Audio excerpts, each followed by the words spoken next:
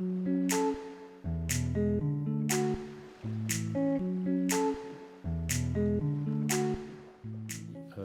câbles sous-marins en eux-mêmes sont plus un symptôme qu'une cause. Et on fait porter à la problématique des câbles sous-marins des aspects qui sont liés à des politiques qui appartiennent à bien d'autres domaines. Tu as cité la problématique de l'appropriation des territoires, et c'est très clair. J'écoutais il y a peu de temps une intervention de l'amiral Vendier, le CEMM, qui expliquait que, par exemple, dans le domaine maritime, on était entré dans une logique d'appropriation du territoire. Alors ça concerne effectivement le fond de la mer. On a des pays aujourd'hui qui veulent s'approprier la mer, qui était historiquement un espace de liberté. Ça concerne d'autres territoires. Tu as mentionné le cyberspace, mais on pourrait parler aussi de l'espace profond, hein, le deep space, qui fait l'objet aujourd'hui d'une très forte tentative d'appropriation des Américains, notamment avec les constellations, ou les pôles, qui eux, font plutôt l'objet d'une tentative d'appropriation des Russes. Donc la problématique des câbles sous-marins, aujourd'hui, elle dépasse très largement simplement celle du transfert des données. Pourquoi est-ce que les militaires s'intéressent beaucoup aujourd'hui aux câbles sous-marins?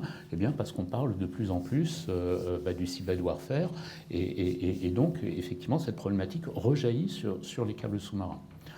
En plus de ça, si on parle plus de l'aspect cyber, moi, il y a quelque chose que je voudrais souligner, c'est on dit partout et on lit partout que les câbles sous-marins sont quelque chose d'extrêmement stratégique et qu'on ne pourrait pas fonctionner sans câbles sous-marins. C'est faux.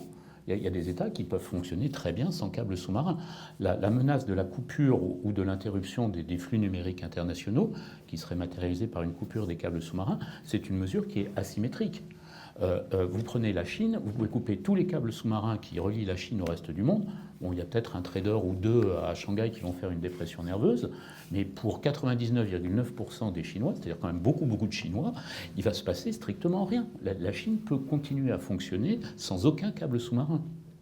Pourquoi? Parce qu'ils ont développé depuis très longtemps une politique d'appropriation du numérique. Donc ils ont leur propre data center, leurs applications sont stockées chez eux, leurs données sont stockées chez eux. Ils ne dépendent pas du reste du monde pour leur économie numérique. C'est d'ailleurs une politique que la Russie est en train de mener actuellement. La Russie, il y a quelques années, était un peu dans la même situation que nous, c'est-à-dire extrêmement dépendante des échanges de flux internationaux, et elle mène depuis déjà presque une petite dizaine d'années une politique extrêmement agressive de relocalisation des ressources numériques sur son territoire, avec un certain nombre de lois qui sont passées, qui obligent le stockage des données sur le territoire russe et l'intégration dans le réseau des opérateurs de boîtes noires qui sont sous le contrôle direct du FSB et qui permettraient en cas de crise au FSB de reprendre le contrôle de l'acheminement des flux numériques au sein de la Russie. Et d'ailleurs, moi j'avais été frappé il y a quelques années d'entendre le président Poutine, déclarer que l'Internet était une arme de guerre conçue par les Américains pour détruire la Russie. Quand vous entendez ça la première fois, vous dites il est dingue ce type. Et puis quand vous y réfléchissez et que vous placez de son point de vue, c'est pas idiot. L'Internet vu d'un Russe, c'est quoi, ou d'un président russe? C'est quelque chose qui est essentiel au fonctionnement de son économie, dont il aurait du mal à se passer, et qui est complètement sous le contrôle des Américains.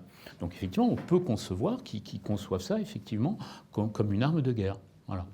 Donc les câbles sous-marins, la menace des câbles sous-marins, de coupure des câbles sous-marins, c'est quelque chose de totalement asymétrique qui affecte essentiellement 2-3 zones géographiques, l'Europe en tout premier lieu, puisqu'à peu près 80% du trafic Internet mondial, global, qui est généré par l'Europe est in fine à destination des États-Unis, directement ou indirectement, l'Afrique, qui est dans la même situation que nous, et l'Amérique latine. Bon, les Américains, eux, ils n'ont aucun problème puisqu'ils sont au centre de l'Internet. Je crois que vous avez évoqué ça ce matin. Donc, ils n'ont aucun problème là-dessus. La Chine peut fonctionner de façon totalement autonome et la Russie est en train de se mettre en ordre de bataille pour le faire également. Et d'ailleurs, cette dépendance, elle est liée essentiellement à une problématique qui est celle de la localisation des données. Si demain matin, on passe en Europe une loi qui oblige toutes les entreprises européennes à stocker, ou même mondiales, toutes les entreprises mondiales, à stocker les données relatives ou utilisées par les citoyens européens en Europe, il n'y a plus de problématique de câbles sous-marins puisque tout sera terrestre. Donc on est dans une problématique extrêmement globale où des aspects d'indépendance des aspects effectivement de maîtrise de l'écosystème numérique se mêlent à des problématiques maritimes pour arriver à quelque chose qui est quand même relativement complexe et surtout qui ne relève pas d'une seule problématique. Voilà. Après, je vais peut-être laisser Alain intervenir et puis on reviendra sur la réponse à tes questions sur ce que ça veut dire pour nous au quotidien. Je pense que justement, un des points qui est compliqué, c'est que quand on prend un projet sous-marin de bout en bout, ça prend quand même 3, 4, 5 ans, ça dépend.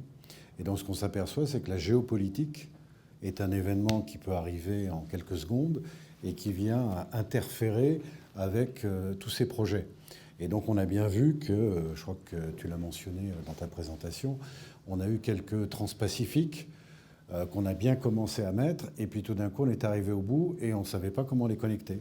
Puisqu'entre-temps, Trump avait décidé que la Chine ne connectait plus avec les États-Unis, et donc on a mis 10 000 km dans l'eau, et les derniers 1000 km, on ne sait pas où les mettre. On voit bien aussi les permis, c'est assez compliqué. Bon, c'est vrai qu'il y a aussi en plus le Covid qui s'en est mêlé dans les administrations, etc. Mais il faut bien voir que des fois, sur la durée d'un projet, il y a des pays où il faut 36 mois pour obtenir un permis. Donc c'est des fois plus long que la durée du projet.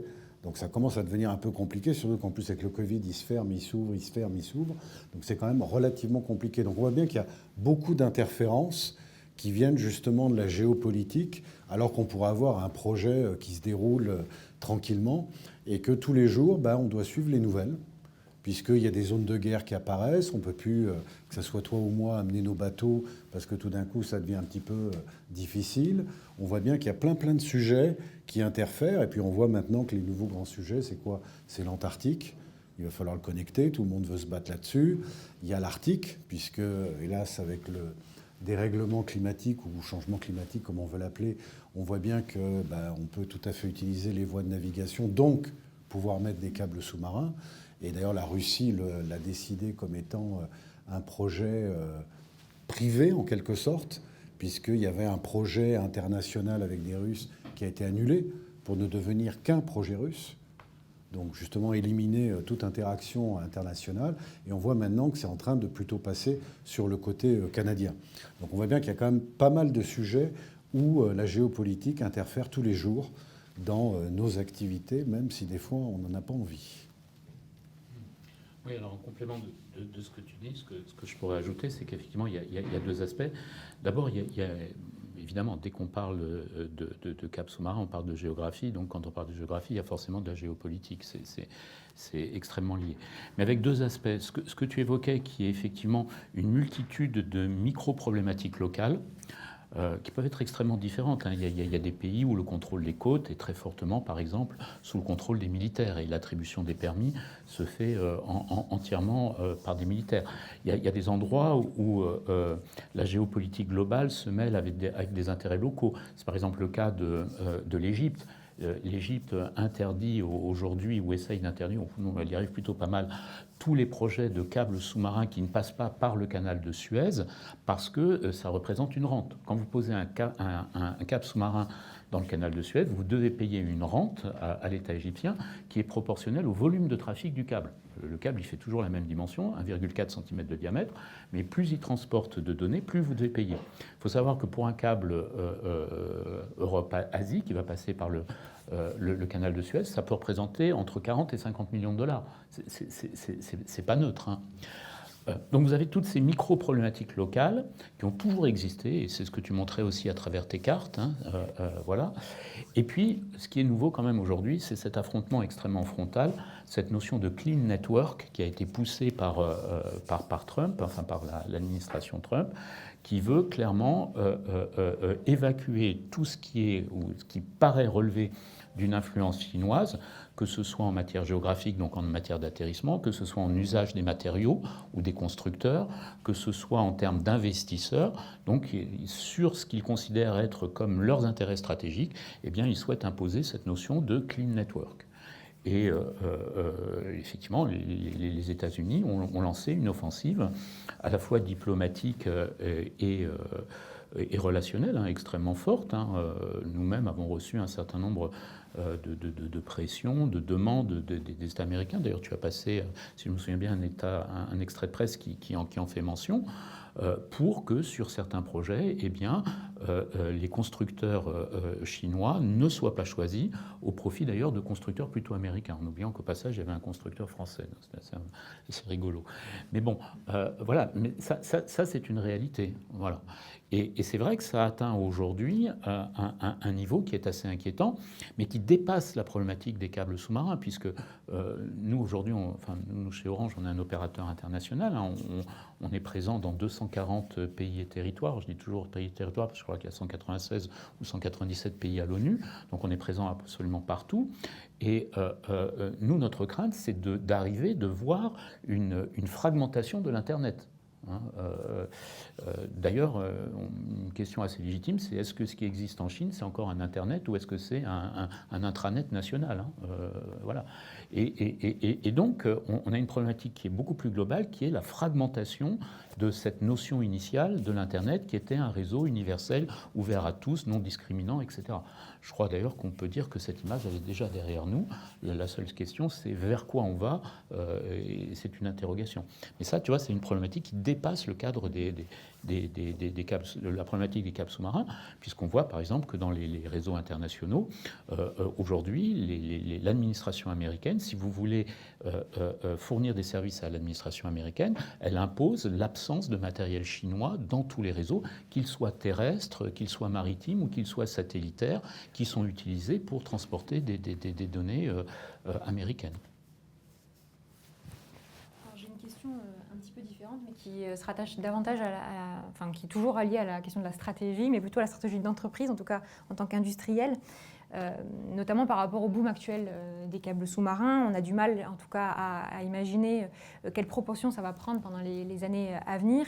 Comment est-ce que, de votre côté, vous assurez finalement d'une capacité suffisante de moyens, que ce soit alors, en termes de production des usines, que ce soit en termes de renouvellement de la flotte, etc. Investissement supplémentaire, si tu veux, c'est très clair. Alors, bon, moi j'étais la chance, là, il y a quelques jours, d'être à Hawaï, là, pour le Pacific Telecom Council, qui est quand même la grande messe des opérateurs en matière de câbles sous-marins, où on a débattu en particulier des projections de réalisation de câbles sous-marins dans les années à venir, parce que c'est vrai que si vous lisez la bonne littérature sur les câbles sous-marins, bon, il est marqué partout que les câbles sous-marins sont une activité cyclique, avec en particulier le grand boom des années 2000, l'éclatement de la bulle Internet, la plongée, une plongée qui a été spectaculaire. En 2000, je crois qu'on a installé pratiquement 100 000 km de câbles sous-marins, et l'année suivante, on est descendu à quelques centaines. Donc le marché a été divisé par 100 en moins d'une année. Tu imagines ce que ça veut dire pour les industriels, qui ont quand même un outil industriel à amortir au quotidien. Aujourd'hui, on est clairement dans un boom. On est dans un haut de cycle. Voilà. Les projections des analystes semblent indiquer que ce haut de cycle va se maintenir au moins jusqu'en 2024. Après, il y a une interrogation sur 2025, sachant qu'il y a aussi un phénomène aujourd'hui, on voit que certains projets ont du mal à se réaliser, donc risquent de se décaler sur 2025, ce qui paradoxalement devrait nous aider en lissant un peu la charge. Mais c'est vrai qu'aujourd'hui, l'ensemble des moyens qui sont utilisés pour l'installation de nouveaux câbles sous-marins sont sous tension. Aujourd'hui, si vous me demandez un câblier pour installer un câble sous-marin, moi, je serais très content, je vous demanderai de me signer un beau chèque, puis je vous dirai, on en reparle sur 2024. Voilà, quelque chose comme ça. Mais c'est vrai que ce que tu disais est vrai, c'est-à-dire on a complètement changé la cyclicité de cette industrie. C'est-à-dire que, je dirais, avant 2017, c'était à peu près un gros projet tous les 12-15 mois. Maintenant, on est à peu près à 4 gros projets par an. Donc déjà, c'est complètement changé. On voit aussi que tout ce qui est en train de se faire, alors pendant un temps, il y a pas mal de chiffres qui ont été donnés, que nos amis des GAFA représentaient à peu près 70% des projets, soit minoritaires, soit majoritaires en termes d'investissement. Mais ce qu'on note actuellement, enfin c'est ce qu'on voit nous à SN, c'est qu'il y a pas mal de projets privés qui sont en train de repartir, qu'on voit arriver en plus au niveau du pipeline. Donc ça veut dire qu'avec toute l'activité prévue de ce qu'on discute avec Meta et avec Google, plus tout ce qu'on voit arriver, c'est sûr qu'il va y avoir une tension en termes de production et en termes de bateaux de pose, parce qu'il n'y en a pas beaucoup de nouveaux. Hein, et puis tous ceux qui sont là, ils vieillissent quand même chaque année avec un an de plus. Et on sait que c'est à peu près 40 ans, hein, la durée, et la flotte moyenne est à peu près entre 30 et 34 ans. Donc déjà, ça dénote qu'il va falloir faire quelque chose de ce côté-là. Donc clairement, il va falloir des nouveaux bateaux, donc ça veut dire des investissements. Nous, on s'est occupé des investissements, on va dire, industriels, puisqu'il y a eu, je peux en parler, il y a eu des articles dans la presse, etc. Donc avec Nokia, on a investi 360 millions au niveau donc, de nos usines et de nos bateaux. Donc maintenant, on a à peu près augmenté de 33% la capacité de Calais, qui devient maintenant, je pense, la plus grosse usine mondiale en termes de câbles. Et puis aussi au niveau de Greenwich, tout ce qui est répéteurs, équipements sous-marins, etc., on a aussi augmenté notre capacité. Est-ce que ça sera suffisant ? Ça, je ne sais pas. Hein. On voit vraiment tous ces projets qui arrivent. Mais en tout cas, ça va nous permettre de passer, comme tu disais, le pic, puisqu'aujourd'hui, ce qu'on voit, c'est qu'en termes de production, le pic demandé est cette année. En termes de production équipementière, c'est cette année. Et on voit un petit peu moins les années suivantes, mais largement plus élevé que ce qu'on a connu en 2018, 2019 et 2020. Donc on voit bien qu'il y a une tension sur le marché. Et comme on sait que la baisse d'activité au niveau des usines se traduira par une baisse de bateaux dans les 2 années qui suivent, je vais même plus loin que toi, on a visibilité jusqu'à 2025-2026. Et donc après, je dirais, 2027, ça commence à être un peu loin. On verra ce qui se passera à ce moment-là. Mais on voit plein d'autres nouveaux projets qui continuent à arriver. Donc je pense qu'on va continuer, pour notre bien d'ailleurs, d'être un petit peu sous tension pendant quelques années. Pour compléter ce que tu dirais, il y a 2 aspects intéressants. Premier, ce qu'il faut comprendre aussi, c'est quelle est la dynamique sous-jacente de l'apparition de câbles sous-marins. Il y a finalement assez peu d'apparitions de nouvelles routes. Quand vous regardez la carte que tu as projetée dans les années 1910, vous regardez les routes, c'est pratiquement les mêmes que celles qu'on a aujourd'hui. Hein. Vous verrez qu'il y en a une qui a disparu pratiquement, qui viendrait apparaître. C'est intéressant d'ailleurs, c'est la route Europe-Amérique du Sud. Parce qu'à l'époque, il y avait de très grandes relations économiques entre ces 2 continents et elles ont pratiquement disparu aujourd'hui. Il n'y a plus qu'un seul câble aujourd'hui sur cette destination. Mais il y a assez peu de demandes de nouvelles routes. Par contre, on est porté par une demande croissante de trafic sur les routes existantes. Et ce qu'il faut comprendre, c'est qu'un câble sous-marin, une fois qu'il est posé, il a le même coût de fonctionnement, quelle que soit sa capacité. Donc, ce qui va conduire à son remplacement, en fait, c'est son équation économique. Ce n'est pas tellement son équation technique, c'est son équation économique. Parce qu'un câble, ça coûte des sous quand même à opérer. Le principal coût, c'est celui de la maintenance. C'est des navires qu'on va être obligé de payer en permanence pour être capable d'aller le réparer. Et ce coût, il est pratiquement constant, quelle que soit la capacité du câble sous-marin. Donc quand vous avez des ruptures technologiques et que vous avez des câbles qui arrivent avec des nouvelles technologies, eh bien, ils déclassent d'un point de vue économique les anciens câbles. Et donc, il devient très rapidement beaucoup plus rentable d'installer un nouveau câble qui aura un coût de fonctionnement équivalent à un ancien câble, mais qui délivrera plus de données que de garder un ancien câble. Et donc, on a été porté aussi ces dernières années par des ruptures technologiques assez fortes sur la capacité des câbles sous-marins. Après, on peut se poser la question de savoir quand sera réellement la prochaine rupture technologique en matière de capacité de câbles sous-marins. On pensait qu'on allait arriver aux environs de 2025 sur des câbles qui auraient une capacité d'1 péta. Je pense qu'on n'y sera pas. On sera sur des câbles qui auront une capacité peut-être d'un demi-péta. Le câble à 1 péta, on le voit arriver pour plus tard. Enfin, sauf si tu as un scoop à nous révéler là, et je serai assez preneur. Mais tout ce qui est les nouvelles technologies de fibres creuses... Oui, vas-y. Je disais ce matin, on visait 5 pétabits pour 2030. Ouais, bon. Un objectif. Tu vois, ouais. t'as ton scoop. Enfin bon, après, tu as effectivement tout ce qu'on fait au niveau des fibres creuses, etc., qui sont des technologies extrêmement performantes, surtout en laboratoire. Mais réparer une fibre creuse sur un navire par force 8, voilà, on ne sait peut-être pas encore faire ça tout à fait demain matin. Et puis le deuxième aspect que tu mentionnais, c'est celui du renouvellement de la flotte, qui est vraiment un problème, parce que ça coûte cher un câblier. Hein. Ça coûte au minimum 50 patates, comme dirait l'autre, entre 50 et 70 patates. La flotte est ancienne. On est persuadé qu'on ne pourra pas garder ces navires, même au-delà de leur vétusté, parce qu'on va voir arriver des nouvelles normes d'utilisation des navires, notamment des normes environnementales, Nous venons de lancer il y a quelque temps, alors on avait déjà un des câbliers les plus récents de la flotte mondiale, qui est le Pierre de Fermat. On a lancé l'année dernière la construction du Sophie Germain, qui est un navire de maintenance qui a été conçu pour opérer en Méditerranée. Vous savez que la Méditerranée est une mer fermée, et moi je suis persuadé que les contraintes environnementales vont devenir extrêmement fortes en Méditerranée, et que si vous n'avez pas un navire qui a été spécifiquement conçu avec des normes environnementales extrêmement strictes en matière de pollution, en matière de recyclage des déchets et d'empreinte environnementale au sens large, vous ne pourrez plus opérer d'ici quelques années dans certaines zones géographiques. Et très franchement, le retour sur investissement d'un navire, c'est vachement long, hein. Il a une durée de vie de 40 ans. Pendant les 20-25 premières années, vous le payez juste. Hein, vous faites zéro bénéfice sur un navire. Et la flotte mondiale, effectivement, il va falloir la renouveler. Et c'est une problématique. Alors nous, on s'y attaque petit bout par petit bout. J'espère qu'on va pouvoir lancer un nouveau navire en fin d'année ou l'an prochain, mais c'est pas gagné, parce que quand vous passez devant un conseil d'administration et que vous dites bah voilà, j'ai besoin de 70 millions pour faire un bateau, généralement c'est encore ouais. Et donc ce qu'on voit aussi, c'est ce que tu disais, c'est les changements technologiques au niveau capacité, puisqu'en fin de compte cette industrie, alors peut-être on peut dire avant l'arrivée des GAFA, est restée très longtemps sur 8 paires de fibres. Donc on a vu qu'à peu près en l'espace de 20 ans, ça n'a pas trop bougé. Et puis en l'espace de 10 ans, on a fait 12, 16, 20, 24. Et puis maintenant, on nous demande 32, 48, voire plus, puisqu'on a des demandes jusqu'à 4 ou 5 pétabytes.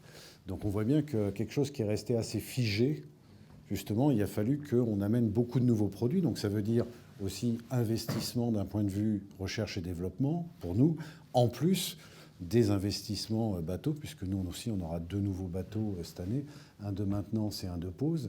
Donc on voit bien que tout ça, c'est quand même extrêmement difficile en termes d'investissement à suivre.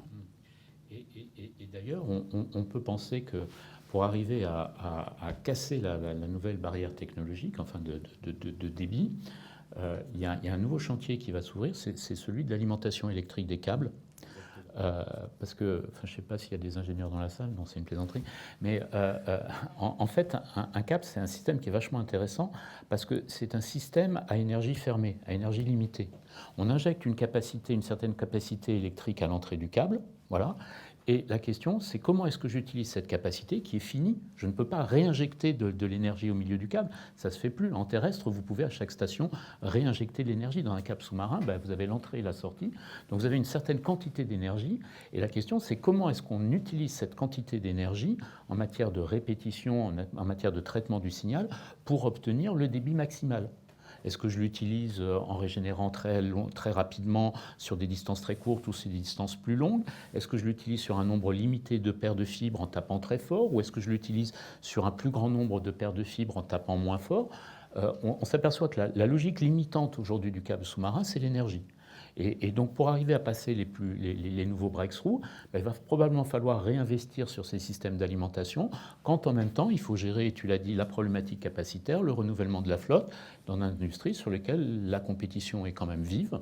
C'est une des seules industries que je connaisse où il y a un nombre limité d'acteurs, mais où la compétition est quand même extrêmement vive et où les prix sont tirés vers le bas chaque année. Donc il va y avoir aussi des gestions de priorité à faire en matière d'investissement, parce que je ne pense pas que l'industrie pourra supporter, sauf là encore c'est un autre scoop, si tu as gagné au loto, ou ASN a gagné au loto, globalement, et vous êtes capable d'affronter, de générer des nouveaux cycles industriels sur l'ensemble des segments de marché de l'industrie. J'ai aussi une autre question, mais qui va vous faire revenir un peu sur certains aspects, mais plus concrètement. On a beaucoup parlé de la rupture qu'a provoqué l'arrivée des GAFAM dans ce marché.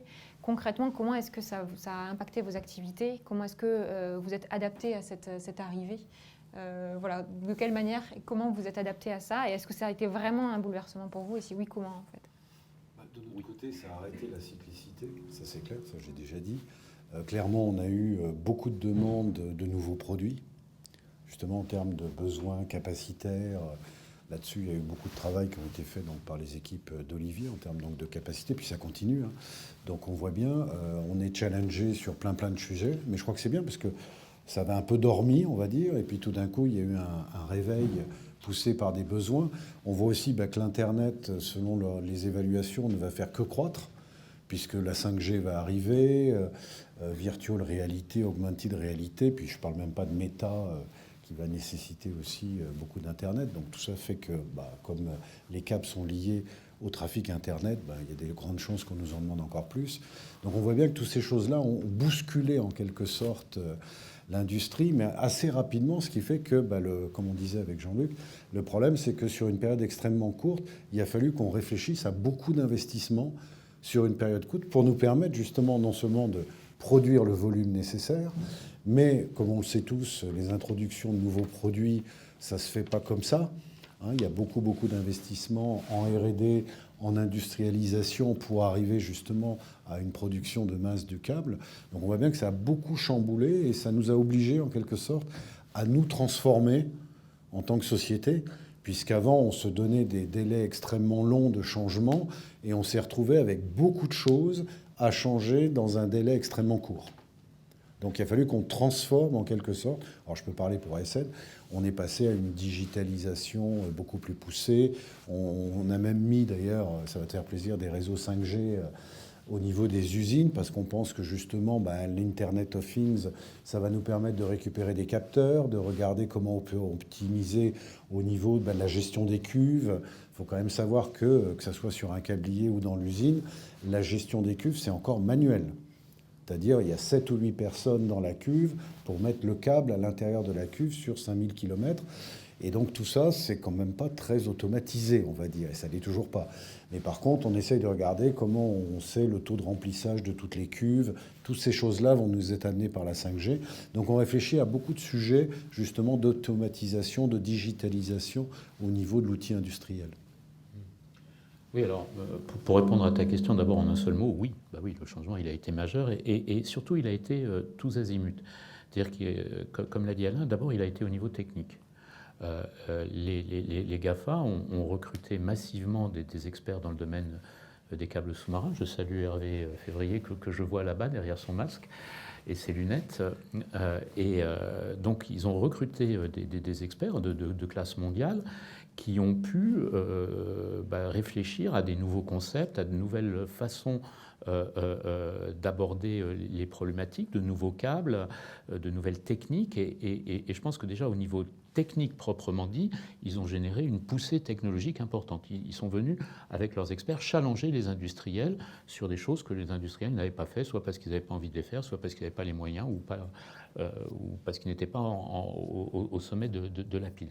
Et notamment l'augmentation des capacités des câbles sous-marins et le Space Division Multiplexing, le SDM, dont ASN a été l'inventeur. Je pense qu'on peut vous rendre hommage parce que honnêtement c'est un concept extrêmement novateur, extrêmement brillant et qui a bouleversé l'industrie. C'est quelque chose qui est quand même né sous la pression des GAFA. Voilà. Après, ça a bousculé le marché en termes économiques. Je veux dire aujourd'hui, clairement, les GAFA, le volume d'investissement des GAFA dans les câbles sous-marins est gigantesque. Moi, de temps en temps, j'essaye de faire des petites additions là sur un coin de table pour voir à quoi ça représente. Je ne vais pas vous donner mes approximations, mais celle que j'ai lue il y a peu de temps dans un article d'un journal qui disait que les GAFA, sur les 5 dernières années, c'était 10 milliards d'euros d'investissement dans le domaine des câbles sous-marins, dont la moitié à peu près pour Facebook. 5 milliards d'euros, waouh! Voilà, c'est une puissance de feu dans l'industrie qui est absolument considérable. Voilà. Donc ils ont les moyens d'imposer leur domaine et d'imposer leur modèle financier aussi. C'est-à-dire donc le modèle financier sur un certain nombre de routes, il y a des routes aujourd'hui qui sont complètement dominées par les GAFA. Sur l'Atlantique, moi je me souviens il y a 5 ans, il y avait pratiquement rien sur les GAFA en termes de câbles sous-marins. Ils avaient de la capacité à droite et à gauche. Sont arrivés les premiers mégacâbles, notamment Marea, qui à lui seul représentait la moitié de la capacité sur l'Atlantique. Donc les GAFA sont montés à 50% de capacité sur l'Atlantique. Les opérateurs sont descendus à 50%. Aujourd'hui, on ne doit pas être très loin de 80%. Et avec les prochains câbles qui sont en train d'arriver, je pense que la domination, elle sera quasi totale. Elle sera plus de 95%. Donc ça veut dire qu'aujourd'hui, 95% de la capacité d'échange sur l'Atlantique est entre les mains des GAFA. Donc Oui, Hervé? Juste un commentaire. Et dans le même temps, la capacité des opérateurs traditionnels a aussi énormément augmenté. Oui, en proportion peut-être, mais alors dans le total, voilà. Non, mais en relatif aux autres. Mais ça a permis, alors qu'il n'y avait pas de projet de câble atlantique pendant 10-15 ans, ça a permis aussi, par la coopération, de relancer l'activité d'autres acteurs des télécoms sur l'Atlantique. Oui, alors le terme coopération est peut-être un peu exagéré, mais enfin disons que l'état de fait a généré effectivement un certain nombre. Voilà. Après, est-ce qu'on en a été collaboratif, est-ce qu'on a été passif ou est-ce qu'on l'a subi? C'est une question intéressante qui dépasse le cadre du débat d'aujourd'hui.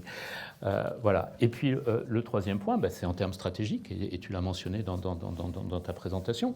Alors aujourd'hui, il y a un certain nombre de gens, d'États, qui se posent des questions sur effectivement la domination d'une ressource critique, qui sont les câbles sous-marins dans les circonstances actuelles, dans la situation voilà, qu'on a déjà mentionnée, et qui disent, est-il normal que cette ressource qui est devenue critique pour les économies, pour un certain nombre d'économies, et notamment pour l'économie de l'ensemble des pays européens, soit détenue par un nombre très limité d'acteurs et tous à nationalité américaine. Donc oui, ça a complètement bouleversé le paysage des câbles sous-marins. Avant de laisser la parole à la salle, j'avais encore une question qui qui est plus sur attirer des nouveaux talents, si possible, dans cette industrie. Et quelles sont pour vous les caractéristiques de l'industrie des câbles sous-marins? Parce que de l'extérieur, en tant que chercheuse, on a l'impression que c'est un petit monde, c'est un monde très international, donc c'est très intéressant, très riche en termes de rencontres, et en même temps, c'est un petit groupe d'individus. Comment est-ce que vous ressentez de l'intérieur, et surtout, est-ce qu'il y a d'autres spécificités de cette industrie? Alors, ouais, je pense qu'on peut le dire, ça a été pendant longtemps une industrie assez endogamique. C'était pas la seule. Je ne sais pas si vous avez déjà travaillé dans le satellite, mais le satellite, c'est pareil. Vous allez à un congrès de satellites, ils sont tous blancs, chauves, bedonnants, barbus et 99% américains. Voilà. C'est des mondes qui sont très, très endogamiques et où les gens passent d'un opérateur à l'autre. Parce que c'était des activités qui étaient très crénelées, qui étaient assez peu ouvertes, assez peu en visibilité.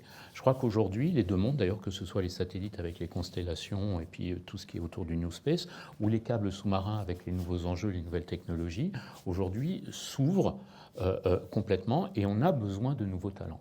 On a besoin de nouveaux talents et on cherche aujourd'hui massivement à attirer des jeunes parce que c'est des métiers hyper intéressants. Quand vous vous retrouvez responsable d'un projet qui vaut 400, 500, 600 ou même 800 millions de dollars, voilà, vous avez entre les mains des trucs qui sont absolument fabuleux. C'est une ouverture aussi sur l'international. Ce ne sont pas que des profils techniques. On l'a bien vu et tu l'as mentionné. Les câbles sous-marins, c'est un mélange de technique, c'est un mélange de vision stratégique, de compréhension du jeu d'acteurs. Si vous essayez de faire un projet ou de gérer un projet de câble sous-marin sans comprendre le jeu des acteurs, le jeu des États, les problématiques, votre câble, il verra jamais le jour, quoi. Il restera sur le papier pendant des décennies. Donc c'est au contraire du passé où c'était des projets qui étaient extrêmement crénelés et endogamiques. Je trouve qu'aujourd'hui, ça permet à des jeunes qui décident ou qui souhaitent venir dans ce domaine d'appréhender un champ d'action qui est quand même extrêmement large, qui va de la technique, du maritime, aux politiques et à la géostratégie. Je pense aussi, nous, ce qu'on a vu, c'est que déjà, quand on regarde la pyramide des âges, elle est quand même assez élevée, on va dire, dans cette industrie. Et donc, nous, ce qu'on a pu voir, c'est qu'il faut pouvoir justement faire des investissements, parce que comme ça permet justement de faire de la publicité. Et nous, on a la chance, parce qu'on a un peu plus d'activité que côté Orange Marine, puisqu'on a justement la fabrication, le développement, etc. On a absolument tous les métiers possibles. C'est-à-dire que vous partez du vendeur au chercheur, à l'industrialisation, à la marine, à la maintenance, aux gens qui vont installer sur site. Donc on voit bien et même on a de la chimie, on a de l'électronique, on a vraiment toute une palette dans une petite société, mais qui permet justement d'offrir beaucoup, beaucoup de postes complètement différents. Et le fait d'avoir pu investir et d'avoir pu faire de la publicité, oui, ça nous a aidé à attirer, parce que d'habitude, c'est pas tellement évident. Alors, il faut bien avouer que, des fois, on le dit, on a notre principale usine qui est à Calais, donc c'est pas le côté le plus sexy de la France, c'est vrai, Calaisie. Des fois, quand on dit aux gens, ils sont là, ah oui, très bien, je veux venir, c'est à Calais. Ah oui, on empaume déjà un petit peu la moitié. Mais bon, on y arrive, parce que maintenant, avec, je dirais, la pandémie, on est passé quand même dans une phase où, je dirais, télétravail était un gros mot chez ASN, à devenir quand même quelque chose qui est un peu la norme sur beaucoup d'activités, donc ça nous aide aussi. Et nous, on a réussi, donc justement, l'année dernière, à embaucher 276 personnes sur l'année, ce qui est énorme pour ASN, puisqu'on n'est pas plus de 2000 personnes. Donc on voit bien que là, on est dans une grande phase d'augmentation, et ça nous a permis justement de rentrer beaucoup de gens avec des nouveaux profils, et d'avoir aussi des nouvelles idées. Parce que c'est ça ce que tu disais, c'est que quand on reste dans cette espèce d'autarcie fermée, eh ben on dit le nouveau projet, c'est l'idée du précédent, puis du précédent, puis du précédent. Alors que maintenant, on a plein de jeunes qui sont arrivés, qui connaissent, je dirais, un peu plus geek que les générations précédentes, et qui vont nous dire, ah ben ouais, mais il y a tel outil, il y a telle application, ça on peut faire beaucoup plus vite. Ah bon, et ben donc on est en train aussi de faire cette transformation que je mentionnais, mais grâce aussi aux nouveaux embauchés. C'est sur la nécessité d'avoir des profils extrêmement divers. Bon, il y a bien sûr toute la palette des ingénieurs, ça c'est une évidence, mais nous, puisqu'on a aussi toute la problématique de création de projets, du financement des projets, etc., on recherche aussi des financiers qui aient l'expérience d'ailleurs du financement à travers des organismes internationaux, etc. On cherche des gens qui aient une vision stratégique. Moi, j'ai recruté il y a quelque temps un ou deux Sciences Po, une personne de l'école de guerre économique, parce qu'on cherche aussi des gens avec des sensibilités politiques ou géographiques. Et donc, il y a vraiment la place pour une très, très grande diversité de talents aujourd'hui dans le domaine des câbles sous-marins.